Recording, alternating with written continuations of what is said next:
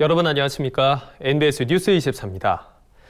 제10호 태풍 하이선의 영향으로 영남과 강원 영동 등의 지역에 순간 최대 풍속 초속 40m에 달하는 강풍이 불고 폭우가 쏟아졌습니다. 지난번 태풍 마이삭의 충격이 가시기도 전에 과수 농가는 또 한 번 직격탄을 맞았습니다. 네, 농가들은 추석 대목과 수확기를 앞두고 연이어 불어닥친 태풍에 건질 게 없는 상황이라고 호소하고 있습니다. 권수환 기자가 경남 밀양의 태풍 피해 현장을 다녀왔습니다. 태풍 마이삭에 이어 하이선이 몰고 온 비바람에 쑥대밭이 된 과수원입니다. 거의 모든 사과나무가 도복된 심각한 상황입니다. 붉게 익어가던 홍로 사과는 여기저기 멍들고 썩어 바닥에 무수히 떨어져 있습니다. 과수 뿌리가 곳곳에 노출돼 있고 아예 뽑혀버린 나무도 보입니다. 태풍 피해를 예방하기 위해 1톤의 무게를 견딜 수 있는 쇠말뚝을 박았지만 역부족이었습니다. 7일 새벽 이 과수원이 위치한 경남 밀양시에는 최대 풍속 초속 20m의 강풍이 몰아쳤습니다. 이 마을은 이미 지난 태풍 마이삭의 직격탄을 맞아 전체 과수원의 60에서 70%가 낙과 피해를 입었습니다. 연이어 제10호 태풍 하이선까지 불어닥치면서 마을 전체 농가의 낙과율은 80%로 늘어났습니다. 25년간 사과를 재배하던 김진삼 씨 역시 5,000평 규모의 과수원이 몽땅 쓰러져 심각한 피해를 입었습니다.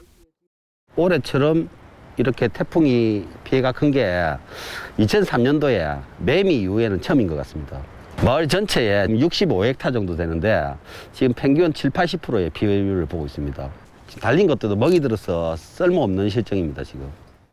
나무를 다시 식재한다 해도 상품성 있는 사과를 수확할 때까진 최소 4년에서 5년이 걸립니다. 내년을 비롯해 그 이후의 농사에도 큰 어려움을 겪게 돼 어떻게 손을 써야 할지 한숨만 나오는 상황입니다. 작잡하죠. 이거 마이삭 때 한번 털고 그다음에 이제 하이선 이거 뭐 사람 씨를 말리는 것도 아니고 확인 사살하는 뭐 태풍도 아니고 11월 초에 이제 수확기 앞둔 상황인데 벌써 이래도 돼버리니까 뭐 방법 없습니다. 인근 부사 사과밭도 낙과 피해가 심각합니다. 10월 말 수확을 앞두고 지금이 한창 과가 자랄 비대기지만 대다수가 땅에 떨어져 있습니다. 위태롭게 달려있는 남은 사과들도 멍이 들어 상품성이 떨어지는 상태입니다. 피해 농가의 가장 큰 문제는 쏟아지는 비가 그칠 줄 모른다는 겁니다. 살아남은 과수는 계속해서 밀려드는 수분을 빨아들여 엽소 현상이 심각해진 상태입니다. 토양은 이미 진흙처럼 질척해져 병해충 위험도 높아졌습니다. 비가 그친 뒤에야 복구 작업을 시작할 수 있는데 현재는 엄두도 내기 어렵습니다. 지난 태풍의 여파가 가시기도 전에 또다시 불어닥친 하이선이 올해 농사를 송두리째 날렸습니다. 당장 올해 추석 출하가 물거품이 됐고 내년 농사에도 큰 어려움을 겪게 돼 농민들의 근심이 깊어지고 있습니다. NBS 뉴스 권수환입니다. 네, 이번 태풍 하이선은 동해안을 따라 북상하면서 영남권과 강원 영동 지역에 큰 생채기를 남겼습니다. 특히 동해안 인접 지역은 지난주 태풍 마이삭의 직격탄을 맞은 데 이어 또다시 강력한 태풍의 영향권에 놓여 곳곳에서 큰 피해가 발생했습니다.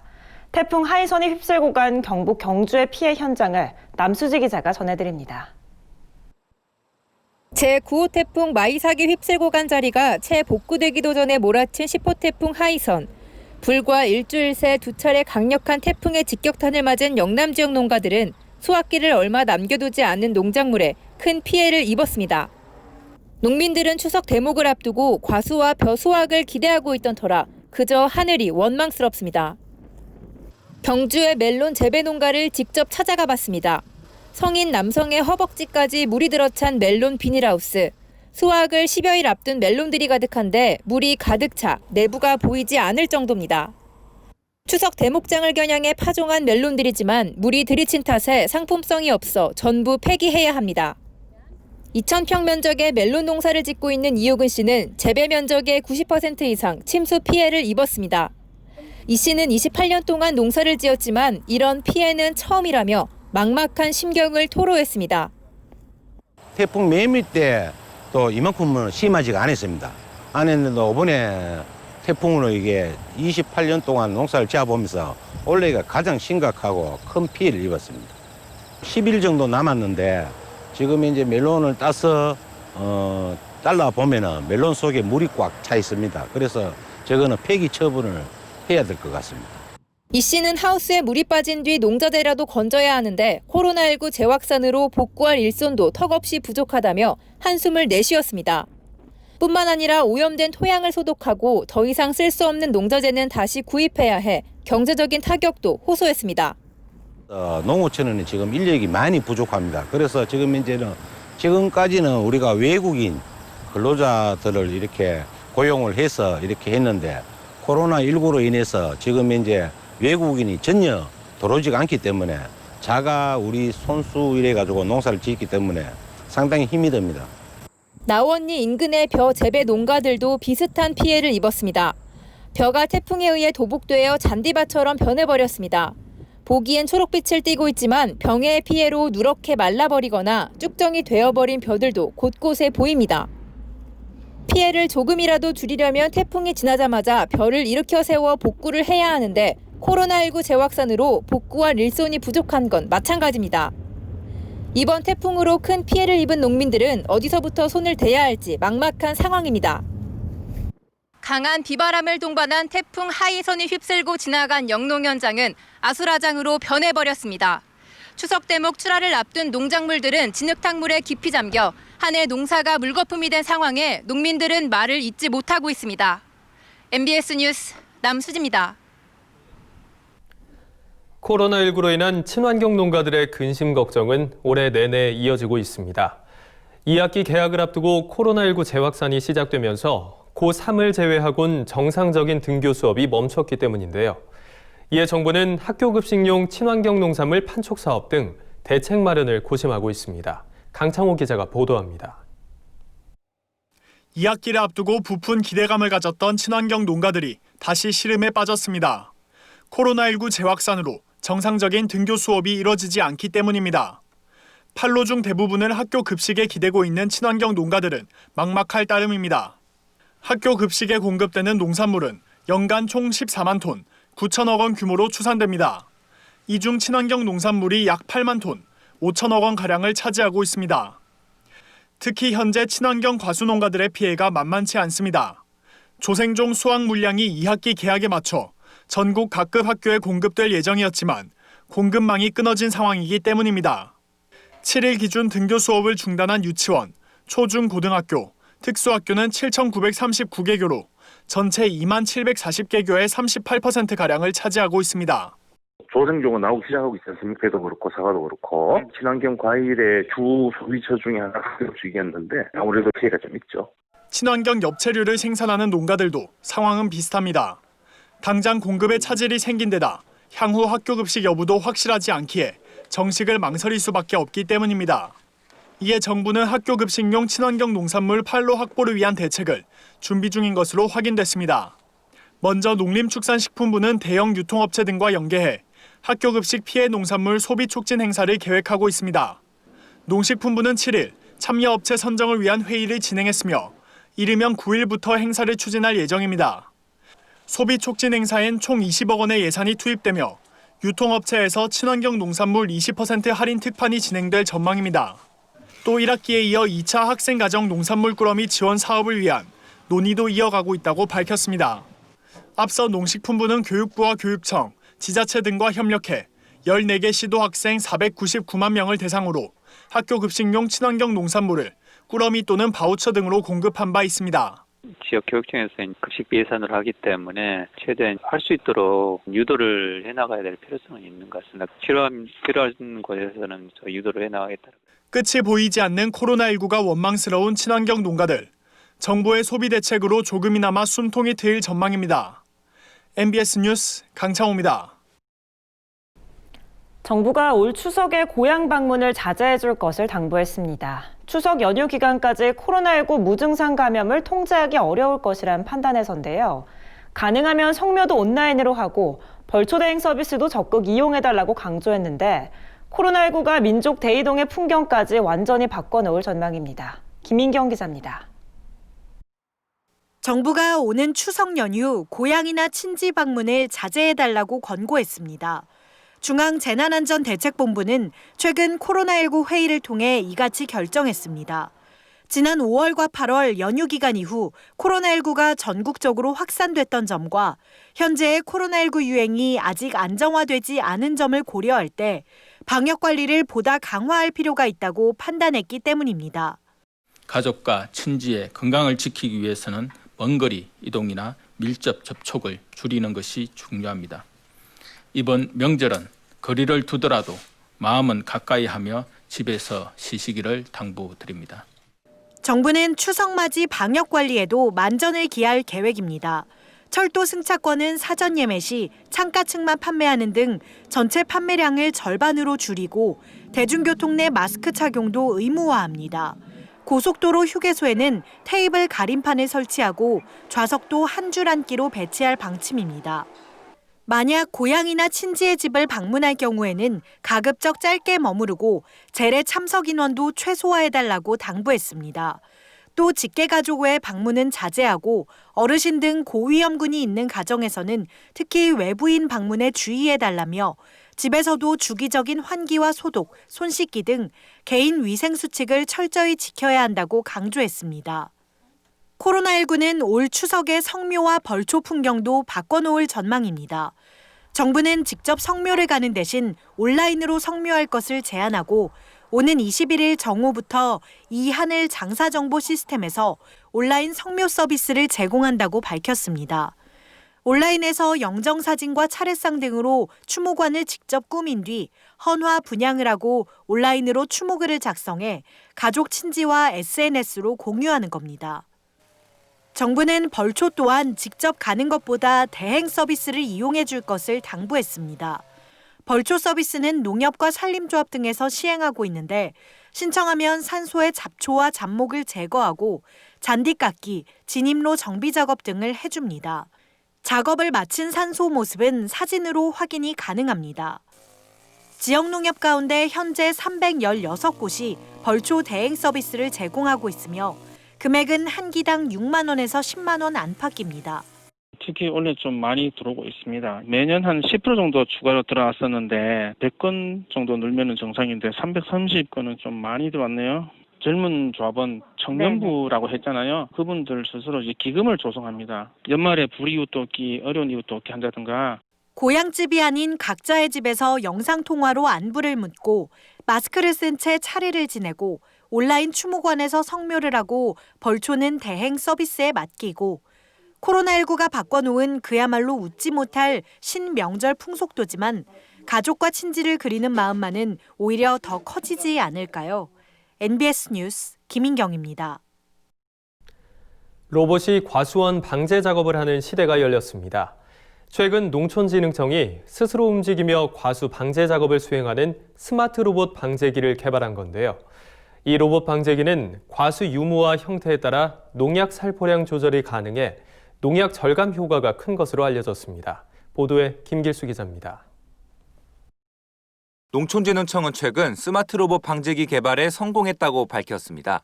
스마트 로봇 방제기는 과수원 방제 시 GPS와 관성 측정 장치가 들어있는 궤도형 자율주행 로봇에 탑재돼 과수 사이를 스스로 주행하며 무인 방제 작업을 수행하게 됩니다. 또 다채널 레이저로 물체와의 거리를 측정하는 라이다 기술을 활용해 3차원 공간상 과수 유무와 형태를 파악하고 이에 맞게 농약 살포량을 조절해 농약 사용량을 줄이게 됩니다. 실제 실험 결과 스마트 로봇 방제기 활용 시 농약 살포량은 기존 스피드 스프레이어 SS기를 사용할 때보다 크게 감소한 것으로 나타났습니다. 저희가 개발한 그 과수원 로봇 방제기는 신속 정확하게 측정해가면서 농약을 살포할 수 있는 스마트 로봇 방제기고요. 이 로봇 방제기를 이용해서 방제를 했을 경우에 기존 SS기보다 약 20에서 30% 농약 살포량을 절감시킬 수 있는 효과가 있었습니다. 농촌진흥청은 스마트 로봇 방제기를 활용하면 농업인의 건강 문제 해결에도 도움이 된다고 강조했습니다. 로봇이 과수 방제를 대신하게 되면 농업인의 방제 작업량과 농약 노출 빈도를 크게 줄일 수 있어서입니다. 따라서 농촌진흥청은 스마트 로봇 방제기가 하루빨리 영농 현장에서 사용될 수 있도록 실용화를 서두르겠다는 계획입니다. 이를 위해 현재 스마트 로봇 방제기에 대한 산업재산권 출원을 마친 상태고 향후 2022년까지 현장 실증 연구 및 시범 보급 사업을 추진할 예정입니다. 농촌진흥청 관계자는 앞으로도 다양한 지능형 농작업기를 꾸준히 개발해 농작업 편의성 제고와 농업인의 삶의 질 향상에 기여하겠다고 밝혔습니다. MBS 뉴스 김길수입니다.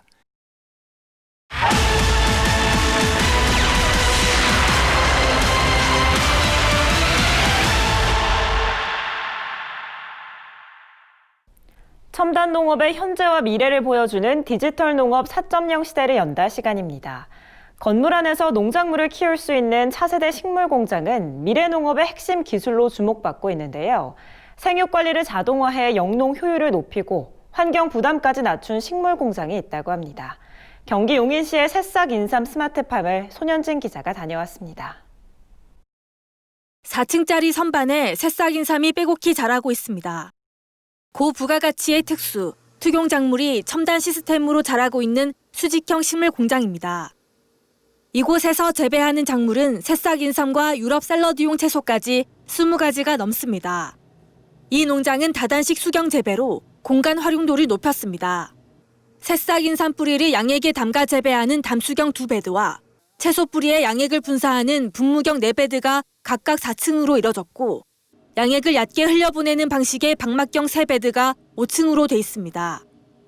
이 식물 공장이 세워진 공간은 80평, 약 264제곱미터지만 재배 면적은 그 4-5배인 320평, 약 1058제곱미터에 맞먹는 이유입니다. 이 농장을 운영하는 신백철 대표는 2018년 수직형 농장 비즈니스 모델 실증 사업에 선정된 것을 계기로 스마트팜 사업에 뛰어들었습니다. 1년 12달 같은 양의 같은 가격의 농산물을 생산할 수 있다는 장점을 갖고 있고요. 저희 용인만 해도 굉장히 땅값이 비싸지 않습니까? 이렇게 수직형 농장 스마트팜을 하면 한 100평 정도 면적만 해도 두 부부가 먹고 살 수가 있다는 거죠. 생육 환경은 중앙 제어 시스템 버튼만 누르면 자동으로 관리됩니다. LED 등은 시간 설정만 해두면 알아서 켜지거나 꺼지고 수온과 기온, 습도와 이산화탄소 농도를 일정하게 유지할 수 있습니다. 태풍, 장마와 같은 갑작스러운 기후변화 영향도 적습니다. 100% 무농약 재배를 하고 있지만 외부 환경의 영향이 적어 병해충이 안전하고 작물을 연중 균일하게 생산할 수 있습니다. 한 번 사용한 양액은 순환 여과 방식으로 재사용돼 폐수가 없다는 것도 특징입니다. 저희 스마트팜은 자연순환 방식을 채택하고 있어서 물을 한 번 채우고 나면 더 이상 물이 필요하지 않다는 거고요. 앞으로 이제 우리나라뿐 아니라 전 세계가 환경 보호를 위해서라도 반드시 스마트팜을 해야 된다고 생각합니다. 첨단 설비가 농장 관리를 맡아주니 일손도 적게 듭니다. 생육 관리부터 수확까지 모든 작업에 단 3명이면 충분합니다. 이렇게 재배한 채소 생산량은 연간 10톤 규모입니다. 연소득은 평균 도매가 2,000원을 적용하면 1억 원 수준이지만 포기당 3,000원 이상의 고소득 작목 비중을 높이면 수익도 대폭 커질 수 있다는 설명입니다. 이 농장에서 생산한 채소는 인근 샐러드 카페와 함께 사회적 기업, 대형마트 등에 판매됩니다. 최근 신 대표는 스마트팜 사업과 시너지를 낼 수 있는 농촌 관광농원 사업도 추진하고 있습니다. 공유농업과 치유농업을 활성화해 농촌 발전을 이루겠다는 게 그의 최종 목표입니다. 도시민들과 농업인들과 서로 연결해서 활성화시킨 농촌 비즈니스 모델을 만들기 위해서 저희가 이전까지 했던 경험들, 실패했던 경험들, 또 지식과 정보들을 우리 같은 일을 하고 싶은 분들한테 전달해주고 공유하는 것이 저희들의 목표고 꿈이고 바람입니다. 기후변화 영향을 받지 않고 농작물의 상품성을 높일 수 있는 식물 공장은 미래 산업을 선도하는 스마트 농업의 기반으로 기대를 모으고 있습니다. MBS 뉴스 손현진입니다. 다음은 간추린 뉴스입니다. 전라북도는 도내 농가들을 대상으로 총 637억 원의 농민 공익수당을 지급한다고 최근 밝혔습니다. 지급 대상은 사전 신청을 거쳐 선정된 10만 6,147농가로 농가당 60만 원이 지역 화폐로 지급됩니다. 도 관계자는 추석 전까지 수당 지급을 완료할 계획이라며 농업농촌의 공익적 가치를 증진하기 위한 시책을 지속적으로 발굴 추진하겠다고 밝혔습니다. 경북 구미시가 코로나19 예방을 위해 선산 가축 시장에 비대면 전자경매를 도입하고 최근 송아지 경매를 유튜브로 생중계했습니다. 이날 거래된 송아지는 모두 172마리로 가축 시장에는 경매 종사자와 구매자만 참여하고 소매도자는 유튜브로 경매 상황을 지켜보는 방식으로 진행됐습니다. 선산가축시장은 앞으로 첫째, 셋째 목요일에는 송아지를, 둘째, 넷째 목요일에는 성우에 대한 전자경매를 진행할 방침입니다. 경매 시간은 오전 9시부터 11시까지이며 경매 실황은 유튜브에서 구미 칠곡축협을 검색하면 볼 수 있습니다. 전북 남원시는 집중호우로 수해를 입은 가구와 이재민 수용시설의 상하수도 요금을 전액 감면한다고 최근 밝혔습니다. 지원 대상은 집중호우로 주택이 전파, 반파, 침수된 가구로 지난 8월 15일부터 한 달간의 상하수도료가 전액 감면됩니다. 남원시 관계자는 이번 조치를 통해 567가구가 상하수도료를 감면받을 것으로 예상된다며 피해 주민의 생활 안정에 조금이나마 보탬이 되길 바란다고 밝혔습니다. 충남도 서산시 농업기술센터는 농가의 노동력 절감과 소득 증대를 위해 자체 기술로 마늘 송풍 건조기를 개발해 이달부터 농가 보급에 나선다고 최근 밝혔습니다. 서산농기센터에 따르면 해당 건조기를 5농가에서 시범 운영한 결과 건조 속도가 야외 건조보다 3배 이상 빠른 것으로 확인됐습니다.